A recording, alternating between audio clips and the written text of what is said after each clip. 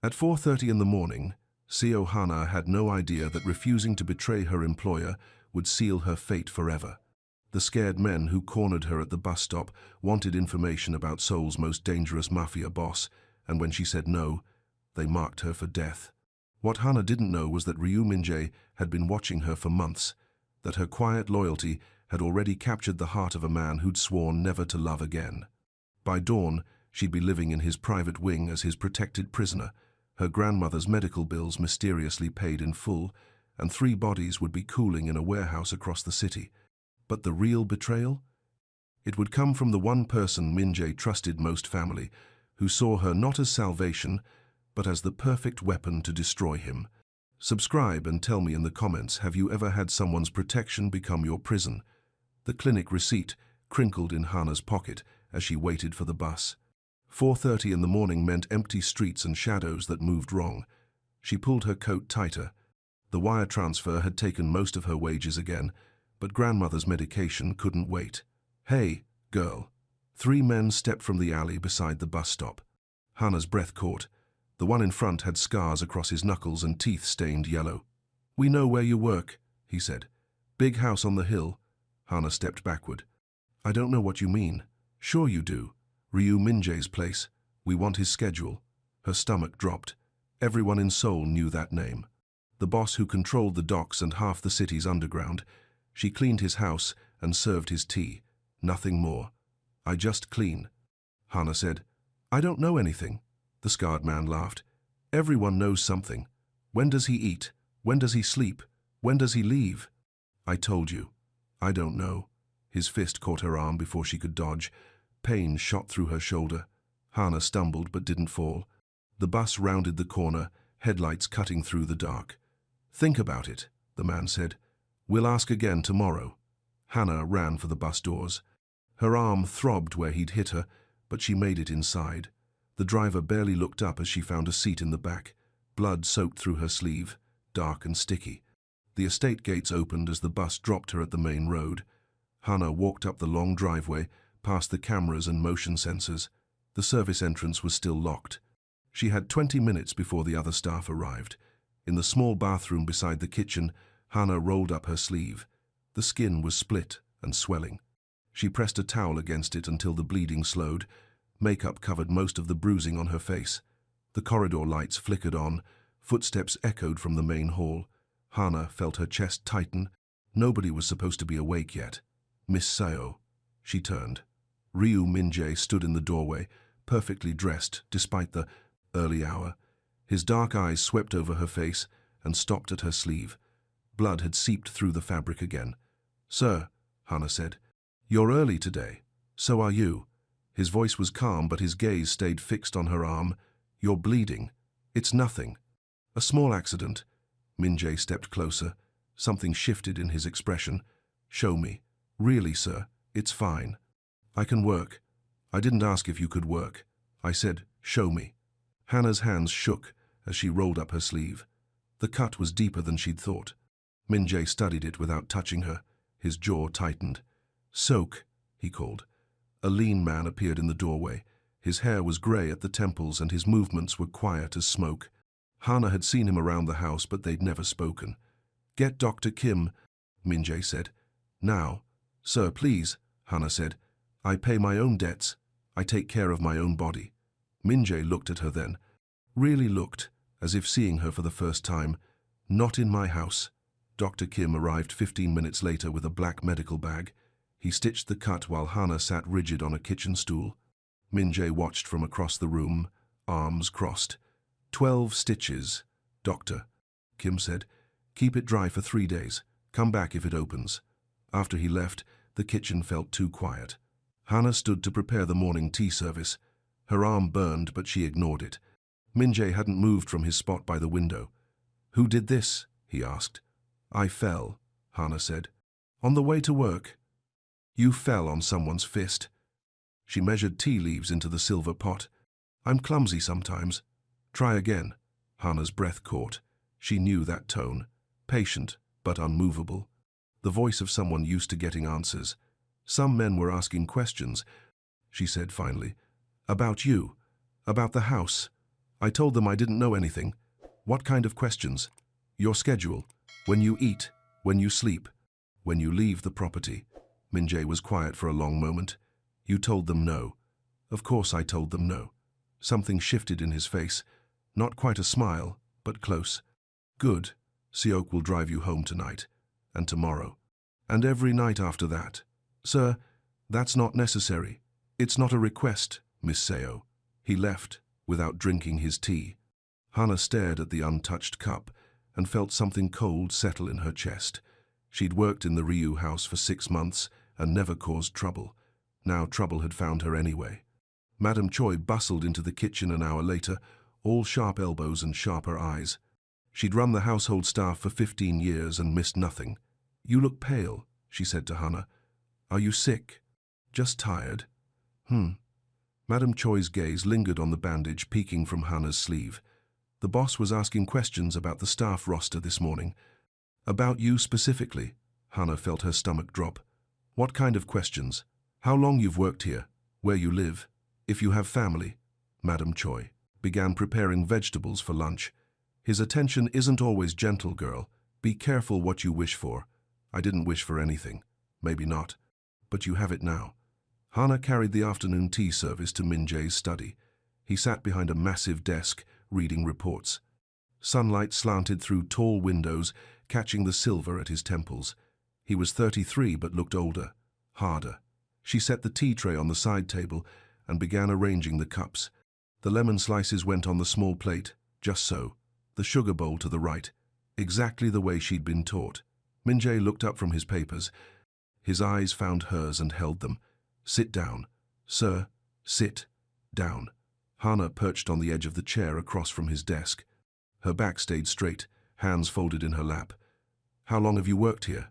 He asked. 6 months, sir. No problems before today? No, sir. Family? The question caught her off guard. My grandmother. Anyone else? No, sir. Just her. Min-jae made a note on his papers. Where does she live? Hannah felt her chest tighten. Why are you asking about her? Because someone threatened my employee this morning. Someone who knows where you work and what you do. His voice was quiet, but steel ran underneath it. I want to know what they might use against you. She's sick, Hannah said finally. Cancer. She's at the public clinic across the river. Expensive treatment. Heat flooded Hannah's cheeks. I manage. That's not what I asked. Yes, it's expensive, but it's my responsibility. My debt.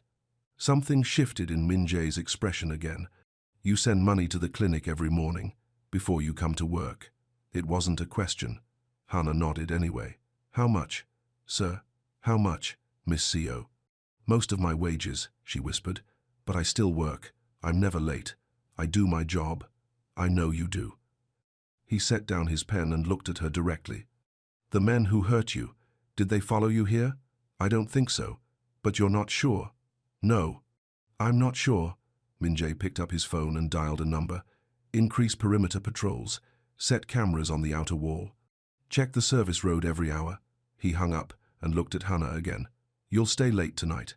Until Seok can make sure your route home is clear. Sir, that's really not necessary. Min-jae stood and walked to the window. 3 men cornered my employee at dawn and demanded information about my private life. They know where she works and where she goes. You think that's coincidence? Hannah felt something cold crawl up her spine. What are you saying? I'm saying someone wants to get to me, and they think you're the way to do it. He turned back to her. They're not wrong. I don't understand. You prepare my meals. You know my schedule. You have access to my private spaces. His voice was matter of fact. In the right hands, that information could get me killed. The tea service trembled on its tray. Hannah realized her hands were shaking. But I would never... I know, Min-jae said quietly. That's the problem. He dismissed her with a nod. Hannah carried the untouched tea back to the kitchen, mind spinning. Outside, she could see security guards walking the perimeter in pairs. Cameras turned on silent motors, tracking movement. The safe house she'd found in service suddenly felt very small. That evening, Sok appeared at the kitchen door with car keys in his hand. Ready? Hannah dried her hands on her apron. This isn't necessary. Boss says it is. Sok's voice was neutral, but his eyes were kind. "Come on. I don't bite." The car was black and expensive, with tinted windows and leather seats. Seok drove carefully through Seoul's evening traffic. He didn't try to make conversation, which Hana appreciated. At her building, he walked her to the front door. "I'll pick you up tomorrow morning. 4 o'clock. "Really? You don't have to, Miss Seo." Seok's voice was gentle but firm. "You refused to sell out the boss today. Men have been killed for less loyalty. Let us return the favor." Hana climbed the narrow stairs to her grandmother's apartment. The old woman was asleep in her chair, oxygen tank humming beside her. Bills covered the kitchen table in neat stacks. Hana counted what was left of her wages. Enough for groceries and utilities, nothing extra. She made soup and ate it standing by the window. Below, Seoul stretched out in a maze of lights and shadows. Somewhere in that maze, 3 men were planning their next move. The thought made her stomach clench. At 4 the next morning, Seok was waiting outside her building. The drive to the estate was quiet again. Hana watched the guards wave them through the gates and wondered when her life had gotten so complicated. In the kitchen, she began the morning routine. Tea, breakfast, fresh flowers for the dining room. Simple tasks that used to calm her. Now every footstep in the corridor made her jump. Min-jae appeared as she was setting his place at the small breakfast table. He moved without sound, like shadow given form. The bandage on her arm caught his attention immediately. "How is it?" he asked. "Fine. It doesn't hurt." He sat and waited for her to serve his coffee. Black, no sugar, 2 pieces of toast, lightly buttered. The same every morning for 6 months. "The clinic called last night," he said without looking up from his newspaper. Hana felt her breath catch. "Sir?" "Your grandmother's account. It's been settled." The coffee pot nearly slipped from her hands. "What do you mean, settled?" "Paid in full. Through the end of the year." Heat flooded her cheeks. "I didn't ask for that." "I know you didn't. I pay my own debts. You told me that yesterday." Min-jae turned a page of his newspaper. "Consider it a bonus for your discretion. I don't want your charity." Something shifted in his expression. He set down the paper and looked at her directly. "It's not charity, Miss Seo. It's insurance." "Insurance? You can't be bought because you have nothing to sell. Now you have something to lose." His voice was calm, but his eyes were hard. "That makes you more valuable to me, and more dangerous to anyone who might want to use you." Hana felt her chest tighten. "I never asked to be valuable." "No," Min-jae said quietly, "but you are now." He left his breakfast untouched and walked out. Hana stared at the cooling toast and felt the walls of her simple life crumbling around her. Later that morning, the clinic called to confirm the payment. The nurse sounded confused but pleased. "Anonymous donor," she said. "Very generous. Your grandmother's treatment can continue without interruption." Hana hung up the phone and sat on the kitchen stool, head in her hands. The money would change everything. No more choosing between medicine and food.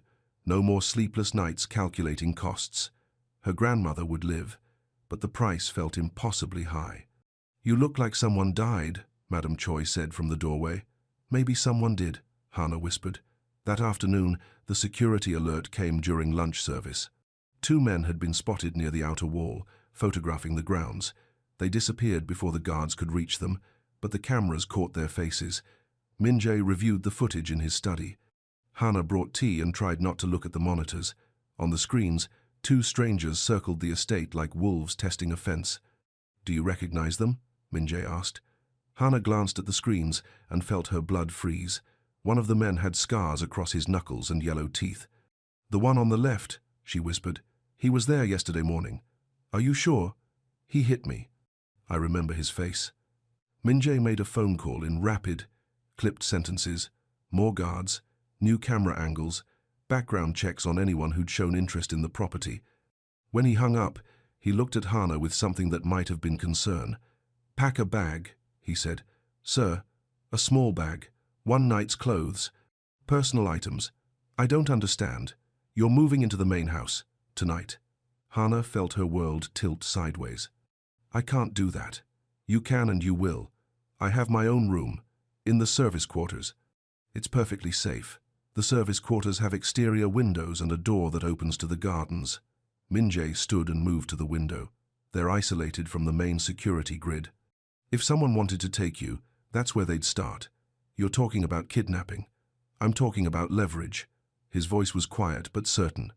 You matter to me now. That makes you a target. Hannah felt something cold settle in her chest. I never asked to matter to you. No, but you do. The silence stretched between them. Outside, guards walked their patrols with new urgency. The estate that had felt like sanctuary suddenly felt like a trap. One night, Hannah said finally, we'll see. Hannah packed her small suitcase with shaking hands. One change of clothes, toiletries, the photo of her parents she kept beside her bed. Everything else could wait. This was temporary. It had to be. Seok appeared at her door as the sun set. Ready? No, Hannah said honestly. That's normal. First time's always strange. He carried her suitcase through corridors she'd never seen before. The main house was larger than she'd realized, with marble floors and paintings worth more than she'd make in a lifetime. Security cameras tracked their movement with silent precision. The private wing was behind a steel door that required a key card. Seok swiped his, and the lock disengaged with a soft click. Beyond was a hallway with cream walls and thick carpet that muffled their footsteps. Boss's quarters, Seok said quietly. You'll be in the guest room, right next door. He opened a door to reveal a bedroom larger than her grandmother's entire apartment. The bed was king-sized with white linens. Floor-to-ceiling windows overlooked the gardens. A sitting area had been arranged near the fireplace. Bathrooms through there, Seok said, pointing to a second door. Mini-fridge is stocked. If you need anything, press the red button on the nightstand. Hannah set her suitcase on the luggage rack and felt lost. How long? Until it's safe, Seok said. Could be a day, could be longer. After he left, Hannah stood at the windows and watched the guards patrol below. Their routes had doubled since yesterday. Every shadow was checked, every movement tracked. The estate felt like a fortress preparing for war. A soft knock interrupted her thoughts. Come in. Min-jae entered carrying a tea tray. He'd changed from his business suit into dark slacks and a white shirt with the sleeves rolled up. Without the formal armor, he looked younger, more human. Dinner will be ready in an hour, he said, setting the tray on the coffee table. I thought you might want tea first. Hannah felt her chest tighten. You don't have to serve me. I'm not serving you. I'm being polite. He poured 2 cups and handed her one. The tea was perfect temperature, exactly the way she prepared it. Somehow that made everything worse. I can't stay here, Hannah said. Why not? Because it's wrong. I work for you. I serve your tea and clean your house. I don't live in your private rooms like family. Min-jae sat across from her, cup balanced on his knee. You're right. You're not family. The words stung more than they should have. Hannah looked away. You're something else, he continued quietly. What? I haven't figured that out yet. They drank tea in silence as darkness gathered outside. The guards switched to night rotation, their flashlight beams sweeping the perimeter. Everything was controlled, calculated, safe. So, why did Hannah feel like she was suffocating? Tell me about your grandmother, Min-jae said suddenly. Why? Because I want to know. Hannah studied his face. He looked genuinely curious, not just politely interested. She raised me after my parents died. Car accident when I was 12. No other family? Some distant cousins in Busan. We don't talk. Hannah sipped her tea and felt the familiar ache. Grandmother worked in a textile factory for 40 years, saved every penny for my education. Then she got sick and everything changed. You dropped out of university. It wasn't a question. He'd obviously done research. Someone had to take care of her. What were you studying? Literature. I wanted to be a teacher. The dream felt foolish now, spoken aloud in this expensive room. Stupid. I know. Why stupid? Because literature doesn't pay for chemotherapy. Min-jae was quiet for a long moment. I was supposed to be a businessman. Clean suits, board meetings, legal contracts. What happened? My father died when I was 22. Left me the family obligations along with the money. His voice was matter-of-fact. Some obligations are harder to walk away from than others. Hannah felt something shift between them. Not quite understanding, but recognition. They'd both sacrificed their dreams for duty. Dinner was served in a small dining room adjacent to the private quarters. Madame Choi had outdone herself with braised short ribs and seasoned vegetables. She fussed over the table setting while Sok opened a bottle of wine. "This is too much," Hana said. "Nonsense," Madame Choi replied briskly. "You're a guest now. Guests get proper treatment." But Hana caught the meaningful look that passed between Madame Choi and Min-jae. This wasn't about being a guest. This was about something else entirely. The meal passed quietly. Min-jae asked polite questions about her work, her interests, her opinions on books she'd read. Normal conversation that felt surreal in the circumstances. When had her employer started caring what she thought about anything? "The men who approached you," he said over dessert. "Did they mention names? Other people they work for?" Hana's appetite disappeared. "No. They just wanted information about you. Think carefully. Any detail might be important. The one with scars said they'd ask again tomorrow." He seemed confident I'd change my mind. "Did he say how they found you?" "No. But they knew I worked here. They knew what I do." A chill ran down her spine. "Do you think they've been watching me?" "Probably." The simple word hit like a physical blow. Hana felt her hands shake and set down her spoon. For how long? Unknown. Could be days, could be weeks. Min-jae's voice was gentle but honest. "I'm sorry, this isn't the life you chose." "No, it isn't." After dinner, Hana tried to settle into the guest room routine. She unpacked her few belongings, arranged her toiletries in the marble bathroom, hung her spare clothes in the enormous closet. Everything felt temporary and wrong. At midnight, she gave up trying to sleep and opened the balcony door. Cool air carried the scent of jasmine from the gardens below. Seoul sprawled in the distance, millions of lights against velvet darkness. "Can't sleep either?" She turned to find Min-jae on the adjoining balcony, separated from hers by a decorative screen. He wore dark pajamas, and his hair was mussed from lying down. "Too quiet," Hana said. "Strange, isn't it? Most people complain about city noise. I'm used to my grandmother's oxygen machine, the traffic outside our building. Other people's televisions through the walls." She gripped the railing and felt homesick for cramped spaces and borrowed sounds. "This place is like a tomb. It wasn't always." Something in his voice made her look at him more closely. "There used to be laughter here, music, life. What happened?" For a long moment, she thought he wouldn't answer. "Then, I got careless. Someone I loved paid the price." The silence stretched between them, heavy with unspoken grief. Hana wanted to ask more but couldn't find the words. Some pain was too private for questions. "Try to sleep," Min-jae said finally. "Tomorrow might be difficult." He went inside and closed his door. Hana stayed on the balcony until the guards completed their next patrol, watching the careful choreography of protection. Only then did she retreat to the unfamiliar bed and lie awake, counting the minutes until dawn. Morning brought new security protocols. Seok briefed her over breakfast while Min-jae took phone calls in his study. No leaving the private wing without escort, no approaching windows or balconies during daylight. No contact with outside staff, except through designated channels. "It's temporary," Seok assured her. "Just until we neutralize the threat." "How do you neutralize people you can't identify?" "We make them come to us." The words sent ice through Hana's veins. "You're using me as bait. We're using you as motivation." "There's a difference." "Not from where I'm sitting." Seok's expression softened slightly. "Boss won't let anything happen to you. Trust me on that." But trust felt impossible when everything familiar had been stripped away. Hana spent the day in the guest room, reading books from Min-jae's library and watching the guards patrol below. Lunch was brought on a tray. Dinner was another formal affair with Min-jae, Seok, and Madame Choi. The conversation was careful, polite, completely artificial. On the third morning, Hana reached her breaking point. She found Min-jae in his study, reviewing security reports, and didn't bother knocking. "I need to see my grandmother." He looked up from his papers. "Good morning to you too. Did you hear what I said?" "I heard you." He set down his pen and leaned back in his chair. "The answer is no. She doesn't understand why I haven't visited. The nurses said she's been asking for me. The nurses were told you're recovering from an injury. She's not worried." Heat flooded Hana's cheeks. "You had no right to tell them that.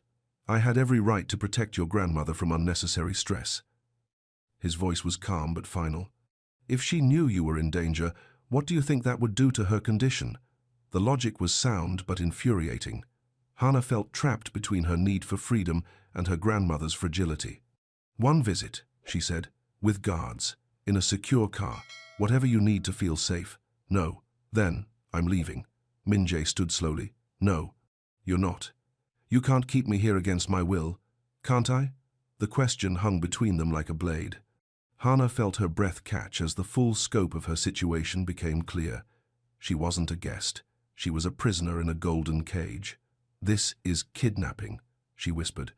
"This is protection, whether you want it or not. I never asked for your protection. You didn't have to ask. You became mine the moment you refused to betray me."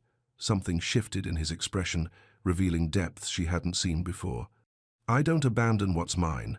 The possessiveness in his voice should have terrified her. Instead, it sent an unexpected warmth through her chest. Hana pushed the feeling away and focused on her anger. "I'm not yours," she said. "I'm not anyone's. Keep telling yourself that." He dismissed her with a nod and returned to his papers. Hana left the study with her hands shaking and her heart racing. The guest room felt smaller than ever, its luxury meaningless when the door might as well have been locked. That afternoon, she discovered it actually was. The keycard reader blinked red when she tried to leave the private wing, then red again, then red a third time before she finally understood. "Soak," she called down the corridor. He appeared from the main security office, expression carefully neutral. "Problem? My keycard isn't working. The access protocols were updated this morning. For security." "Updated how?" "You can move freely within the private wing. Everywhere else requires escort." Hana felt the walls closing in. "So I'm definitely a prisoner now. You're definitely safe now." "Same thing." Seok's expression softened slightly. "Boss is trying to keep you alive." Cut him some slack. But Hana was past the point of slack. She spent the rest of the day pacing the guest room, testing every window and door. All secure, all monitored, all controlled by a man who thought he owned her simply because she'd refused to sell him out. Dinner was tense. Min-jae tried to make conversation, but Hana answered in monosyllables. Madam Choi watched them both with worried eyes. Seok focused intently on his food. "You're angry," Min-jae observed over dessert. "How perceptive. You think I'm controlling you, aren't you? I'm protecting you. There's a difference. Not from where I'm sitting." The echo of her earlier conversation with Seok wasn't lost on anyone at the table. Min-jae set down his spoon and looked at her directly. "Those men aren't going to give up," he said quietly. "They want something from me, and they think you're the key to getting it. Every day you're exposed is another chance for them to take you. Maybe I'd rather take that chance than live in a cage. Even if it costs your grandmother her treatment." The blow landed exactly where he'd aimed it. Hana felt her breath catch. "That's blackmail. That's reality. You think they'll stop with asking polite questions? You think they won't use her against you?" The table fell silent. Hana stared at her untouched dessert and felt something break inside her chest. He was right. She knew he was right. But that made it worse, not better. "I hate you," she whispered. "I know," Min-jae said quietly. "I can live with that." She excused herself and fled to the guest room. Through the walls, she could hear low voices in the dining room.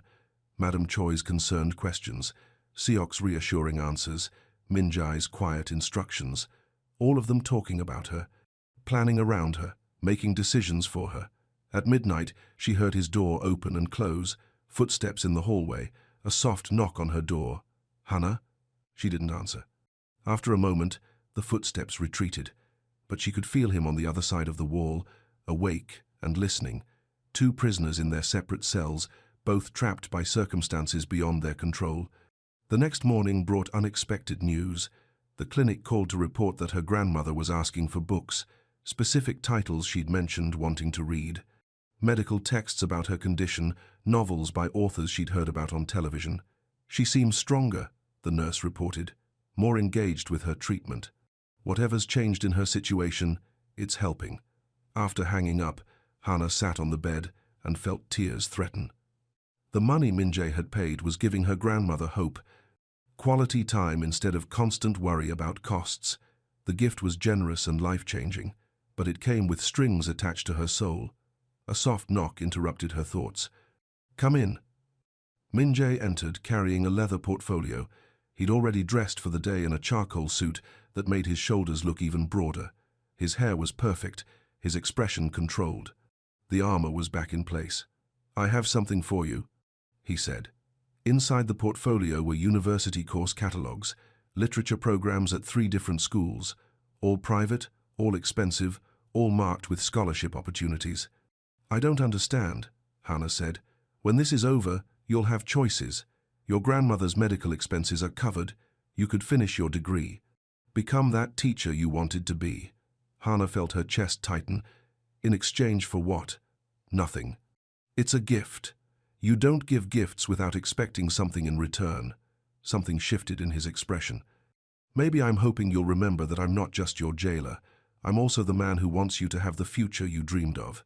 He left the catalogues on her nightstand and walked out without another word. Hannah stared at the university logos and felt her world shift again. Teacher training programs, graduate degrees, everything she'd given up when her grandmother got sick. All of it possible now. All of it paid for by a man who held her captive for her own protection. The contradiction made her head spin. The memorial corner occupied a small alcove off Minjae's study. Hannah discovered it by accident when she brought his afternoon tea and noticed the soft light glowing behind a partially open door. 2 silver frames sat on a marble shelf, a young woman with kind eyes and long dark hair. Beside her, a grainy sonogram image with tiny measurements written in the margins. "I'm sorry," Hannah said when she realized Minjae had followed her. "I didn't mean to intrude. It's not an intrusion." He stepped past her and straightened the sonogram slightly, angling it toward the light. "This is Yuna, my wife, and our daughter." The past tense hit like a physical blow. Hannah felt her anger toward him waver. "How long?" 3 years. Car accident on the way to the hospital. She was in labor. His voice was steady but empty. "I was supposed to drive her. Got delayed in a meeting that ran late. She took a taxi instead. I'm sorry. So am I." He sat in the chair beside the memorial and gestured for her to join him. The leather was soft, worn from use. This was where he came to remember, to grieve, to punish himself for being late. "She would have hated this," Minjae said quietly. "What? Keeping you here against your will?" Yuna believed in choice above everything else, freedom to make your own mistakes. He touched the wedding ring he still wore. "She would have told me to let you go." "Then why don't you?" "Because I can't lose someone else, not when I have the power to prevent it." Hannah felt something shift in her chest. Not forgiveness exactly, but understanding. "You weren't responsible for what happened to them, wasn't I?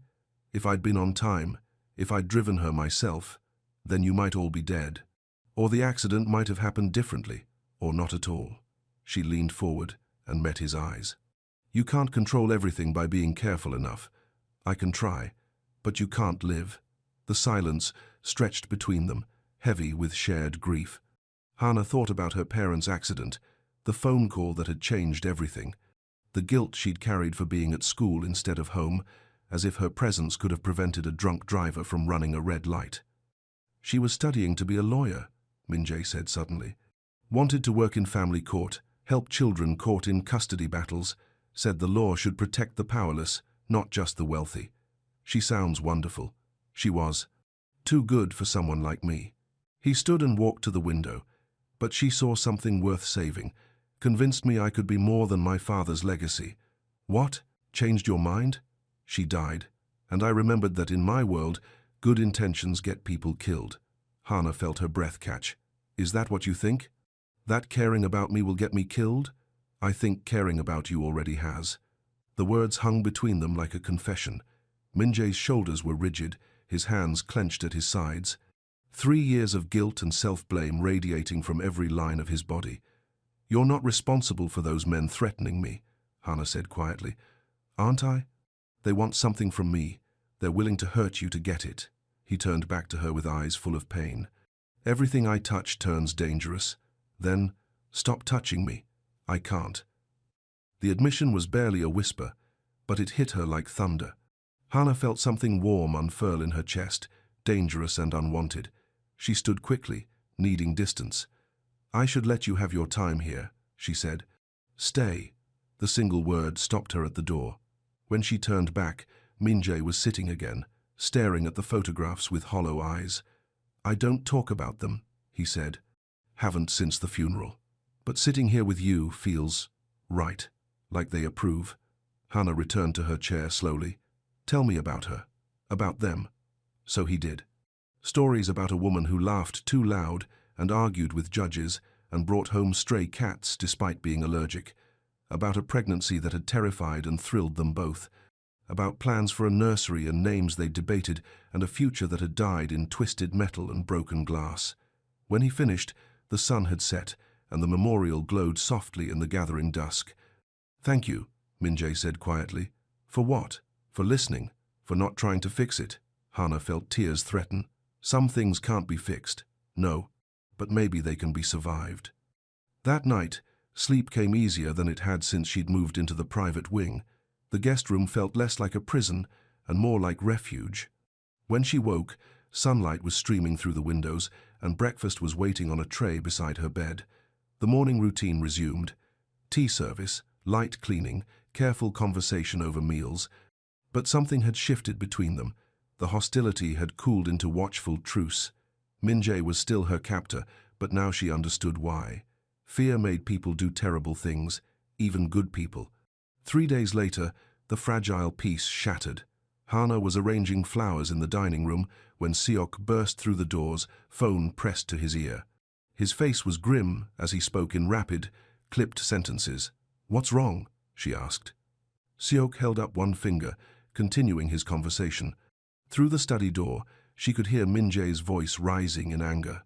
Other voices responded, security personnel, judging by their tone. Miss So. Seok had finished his call and was looking at her with something that might have been pity. "We need you to come with us." "Why? What's happened?" "Someone left a package at the front gate, addressed to you." Cold dread settled in Hannah's stomach. "What kind of package?" "Photos. Of you at the clinic yesterday. Of your grandmother's room. Of the nurses who treat her." Seok's voice was gentle but firm. "They're making their position clear." The flowers scattered across the marble floor as Hannah's hands began to shake. "What position?" "That they can reach anyone you care about, any time they want." Min-jae appeared in the doorway, his face carved from stone. In his hand was a manila envelope with her name written across it in block letters. "Show me," Hannah said. "No, show me, now." Something in her voice made him comply. The photos spilled across the dining table like accusations. Her grandmother sleeping peacefully in her hospital bed, Nurse Kim checking IV lines, Dr. Park reviewing charts. All taken from close range by someone who had walked freely through the clinic's halls. The final photo stopped her breath. Her grandmother awake and smiling, reaching toward someone outside the frame. On the back, a message in the same block letters. "She's lovely. It would be a shame if something happened to her." "They were that close," Hannah whispered. "Yes, they could have hurt her. Yes, but they didn't, because they want me to know they could." Min-jae's jaw tightened. "It's a demonstration. Proof of access. What do they want? You to call them?" Numbers on the back of the last photo. Hannah found it written in neat digits. A local number, probably untraceable. Her hands were steady as she reached for the phone. "No," Min-jae said sharply. "They have access to my grandmother. I need to know what they want. We know what they want. Information about me. My schedules, my movements, my security protocols." "Then give it to them." The words hung in the air like a slap. Min-jae stared at her with something between shock and betrayal. "You want me to compromise my security for you? I want you to save my grandmother's life. By destroying mine?"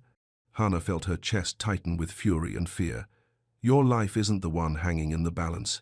You have guards and cameras and bulletproof cars. She has cancer and oxygen tubes, and nurses who can't protect her from men with cameras. If I give them what they want, more people will die. Not just me. My employees, my allies, innocent people who depend on my protection. I don't care about innocent people. I care about her." The admission hit like a physical blow. Hannah saw Seok wince and Min-jae go very still. She'd just told a room full of honorable people that her grandmother's life mattered more than theirs. And she meant it. "I understand," Min-jae said quietly. "Do you?" "Yes. You'd sacrifice anything for the person you love, including your own integrity." He picked up the photos and slid them back into the envelope. But I won't let you. It's not your choice.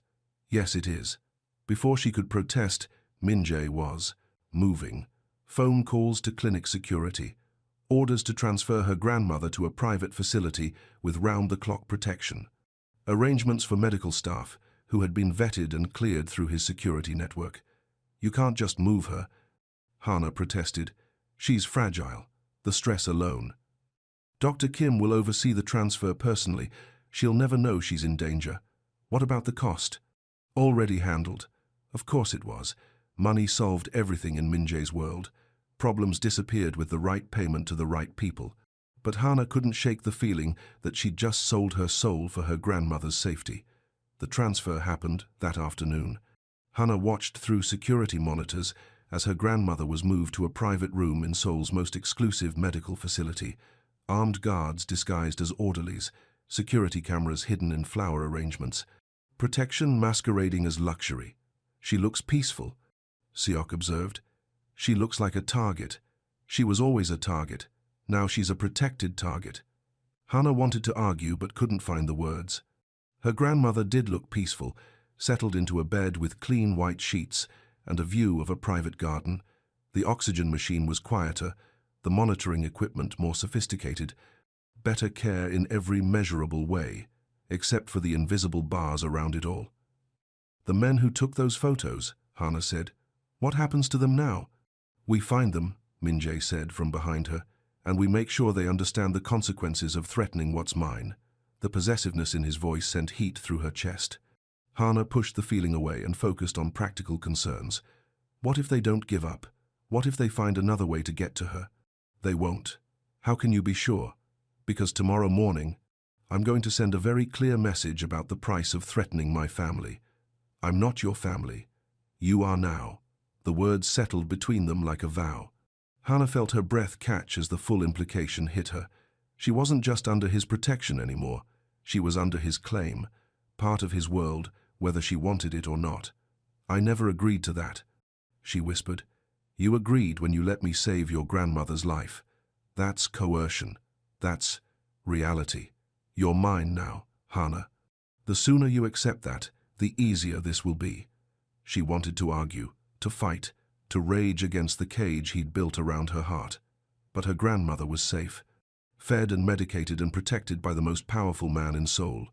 The price was her freedom, and maybe, terrifyingly, her heart.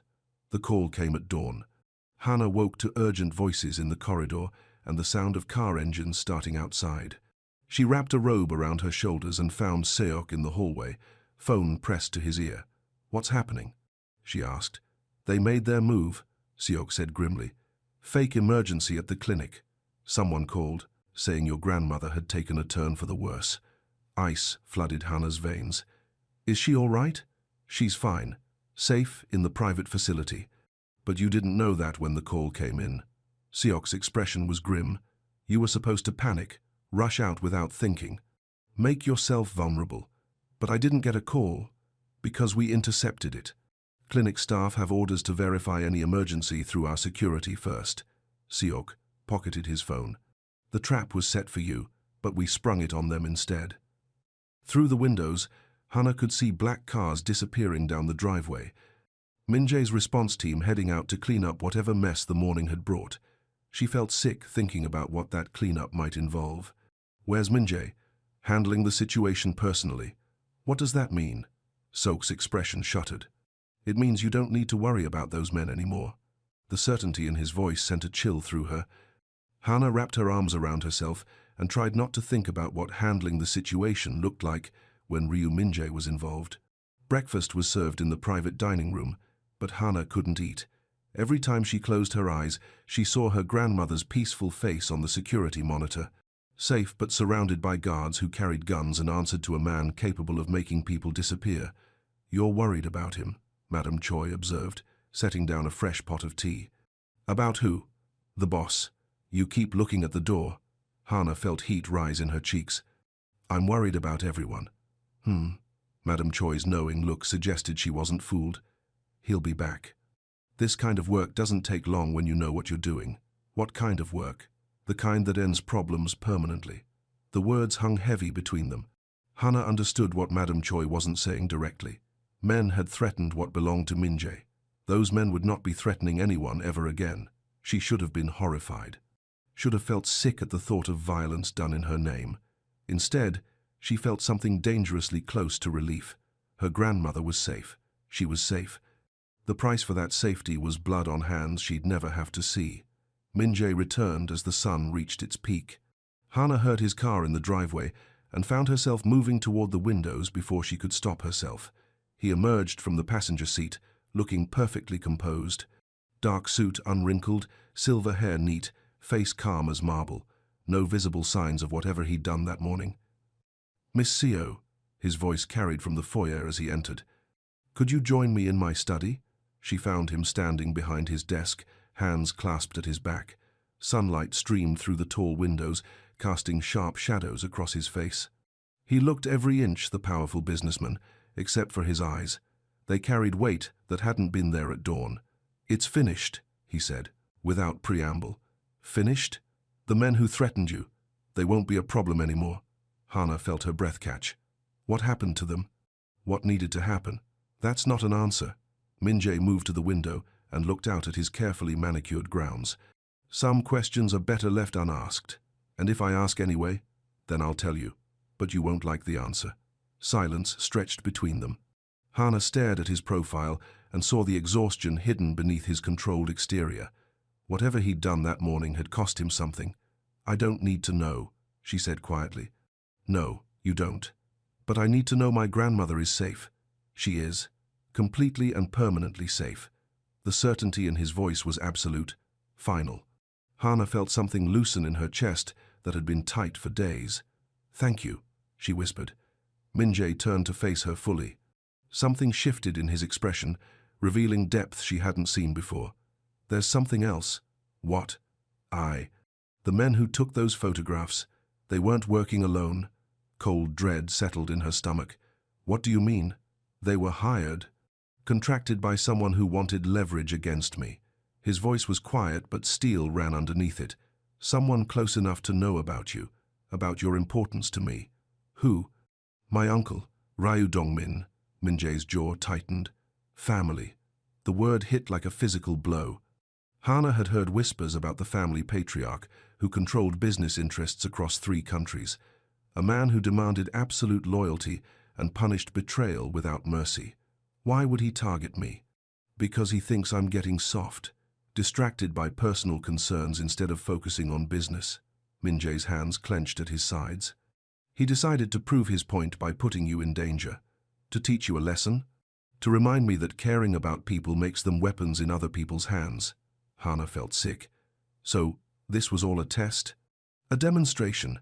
He wanted to show me that my feelings for you were a vulnerability that could be exploited. And was he right?" Min-jae looked at her directly then, his dark eyes holding hers. "What do you think?" The question hung between them like a challenge. Hana thought about the resources he'd deployed to protect her. The money spent on her grandmother's care, the blood spilled that morning to ensure her safety. "Yes," she said quietly. He was right. Yes, he was. The admission settled between them like truth finally spoken aloud. Min-jae cared about her, enough to compromise his business, enough to defy his family, enough to kill for her. The knowledge was terrifying and intoxicating in equal measure. "What happens now?" Hana asked. "Now my uncle learns that some vulnerabilities are worth protecting." "How?" "By being permanently removed from any position to threaten them again." The words were spoken calmly, matter-of-factly, as if discussing the weather rather than the destruction of family bonds that had lasted decades. "You'd exile your own uncle? I'd do worse if necessary. For me." "For you." The simple statement hit her like lightning. Hana felt her knees go weak and gripped the back of a chair for support. In 3 words, Min-jae had just declared war on his own blood, had chosen her over family loyalty and business alliance, had chosen her over everything. "Why?" she whispered. "Because you're mine now, and I protect what's mine, even from your own family, especially from my own family. They should know better." The possessiveness in his voice sent heat racing through her veins. Hana felt her careful control cracking, revealing feelings she'd been fighting since the night he'd moved her into his private wing. She cared about him, more than she should, more than was safe. "I should pack," she said suddenly. "Why?"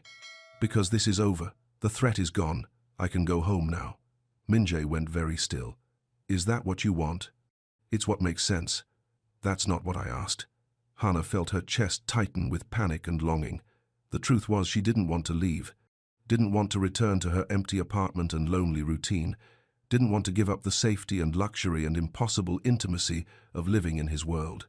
But admitting that felt like surrender. "I want my life back," she said. "Which life? The one where you work 16 hours a day and send every penny to medical bills, where you ride dangerous buses at dawn and get cornered by men with scarred knuckles?" Minjae stepped closer, his voice gentle but relentless. "Or do you want the life where your grandmother gets the best care money can buy, where you sleep in silk sheets and eat meals prepared by professional chefs, where someone powerful enough to move mountains wants nothing more than to keep you safe?" "That's not my life. That's borrowed time. It doesn't have to be." The words hung between them like a question, an offer, a promise of forever if she was brave enough to take it. "What are you saying?" "I'm saying stay, not as my employee or my protected asset." Minjae's eyes found hers and held them. "Stay as mine." Hana felt her breath catch. "I don't understand." "I think you do. Say it clearly. No implications or business language. Say what you mean." Minjae moved closer until she could see flecks of gold in his dark eyes. "I love you, Seo Hana. I want you to marry me. I want you to be my wife and my partner and the mother of my children. I want to give you everything you've ever dreamed of, and some things you haven't thought to dream yet." The confession hit her like a tidal wave. Hana staggered backward, overwhelmed by the intensity of his words and the certainty in his voice. "You barely know me," she whispered. "I know you refused to betray me when men threatened to hurt you. I know you sacrificed your education to care for someone you love. I know you make tea, exactly the way my late wife did, and it doesn't make me sad anymore." His voice was quiet but steady. "I know you're brave and stubborn and loyal to a fault. I know I'd rather spend one day arguing with you than a lifetime of peace with anyone else." Tears burned behind her eyes. "You said you couldn't love anyone again. That caring about people got them killed. I was wrong. Caring about people gives them something worth living for. And if something happens to me, if loving me gets me killed, then I'll burn down the world to avenge you and spend the rest of eternity making sure it never happens to anyone else." The promise was delivered with such calm certainty that Hana believed every word. Minjae would level cities for her, would wage war against his own blood, would sacrifice everything he'd built if it meant keeping her safe. The knowledge was intoxicating and terrifying. "I need time to think," she said. "How much time?" "I don't know." "Take all the time you need, but take it here, in my house, in my bed, in my arms." He reached out and touched her face with fingers that trembled slightly. "Don't take it alone in some apartment where I can't protect you." The touch sent electricity through her skin. Hana leaned into his palm despite herself, starved for contact that had nothing to do with duty or protection. "One condition," she said. "Anything. No more cages. If I stay, it's because I choose to. Not because you've locked all the doors, and if you choose to leave, then you let me go." Something painful flickered in his eyes. "Even if it kills me?" "Even then." Minjae nodded slowly. "Deal." He pulled his hand away, and Hana immediately missed the warmth. But the space between them felt different now, charged with possibility instead of prison walls. "Dinner is at 7, he said. "Will you join me?" "Yes." "Good. Wear the blue dress from your closet. The one with the silver buttons." "I don't have a blue dress." "You do now." After he left, Hana found the dress hanging in her closet.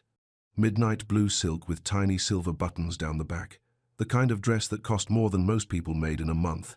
It fit perfectly, as if made specifically for her body.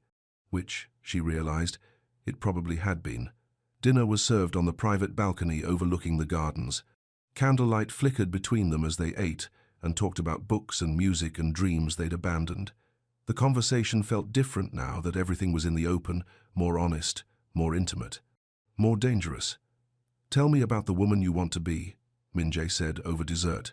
"What do you mean?" If money and obligation weren't factors, if you could wake up tomorrow as anyone you chose, who would she be? Hana considered the question seriously. She'd be a teacher, someone who helped children discover that books could transport them anywhere they wanted to go. She'd have a small house with a garden where she grew her own vegetables. She'd visit her grandmother every Sunday and never worry about medical bills. That's all. That's everything. No husband? No children of your own? Heat rose in her cheeks. Maybe, if she found the right man. What would make him right? He'd be kind and patient with her stubbornness. He'd make her laugh and feel safe and never try to change who she was at her core. Hana met his eyes across the table. He'd love her enough to let her go if that's what made her happy. And if he loved her enough to fight for her instead, then she'd have to decide which kind of love she wanted more. The silence stretched between them, heavy with unspoken questions. Min-jae reached across the table and covered her hand with his. "I can give you the house and the garden," he said quietly, "the teaching job and the financial security. Sunday visits with your grandmother and never another medical bill. And the husband? Only if you want him." Hana felt her heart racing. What kind of husband would you be? The kind who worships you, the kind who'd move heaven and earth to make you smile, the kind who'd spend every day proving he deserved the gift of your love, and the kind who'd lock me in golden cages when he got scared. Never again. I promise. The vow hung between them like a bridge. Hana stared at their joined hands and felt something shift in her chest, the last of her resistance crumbling under the weight of his sincerity. "Ask me again," she whispered. What you asked me this afternoon. Ask me again." Min-jae stood and moved to her side of the table. When he dropped to one knee beside her chair, Hana's breath caught in her throat. "Seo Hana," he said, his voice steady despite the emotion in his eyes. "Will you marry me? Will you let me love you and protect you and spend the rest of my life making you happy?" Tears spilled down her cheeks as she looked at the man who'd turned her world upside down. The dangerous, powerful, impossible man who'd killed for her and defied his family for her and was now offering her everything she'd ever wanted. "Yes," she whispered. Min-jae's smile was brilliant as sunrise. He stood and pulled her into his arms, spinning her around as candlelight danced over the balcony. When he set her down, his hands framed her face with infinite tenderness. "I love you," he said. "I love you too." The words felt like freedom and homecoming all at once. Min-jae kissed her then, soft and sweet and full of promise. When they broke apart, both were breathing hard. "So what happens now?" Hana asked. "Now we plan a wedding and figure out how to merge your dreams with my reality." That sounds complicated. The best things usually are. 6 months later, Hana stood in the garden of their new home, watching Min-jae attempt to tie an apron around his waist. The house was smaller than his estate but larger than her dreams, with windows that let in morning light and a kitchen where she could cook without servants hovering. Her grandmother visited every Sunday, her health stabilized by the best medical care available. The teaching position at Seoul National University had materialized exactly when Hana finished her accelerated degree program. Everything impossible had become inevitable. "I don't know how this works," Min-jae said, holding up the apron strings in defeat. "Come, here," Hana laughed, moving to help him. Her hands were steady as she tied the bow, fingers brushing the nape of his neck. He shivered at the contact and pulled her closer, arms encircling her waist. "Mrs. Ryu," he said against her hair, "I like the sound of that. Good, because you're stuck with it forever. Promise?" "Promise." They stood together in the morning light, two people who'd found love in the midst of danger and chosen each other despite impossible odds. The future stretched ahead of them, bright and uncertain, and theirs. Hana looked at the man she'd married and felt her heart overflow with contentment. They were finally, completely, perfectly home. The end.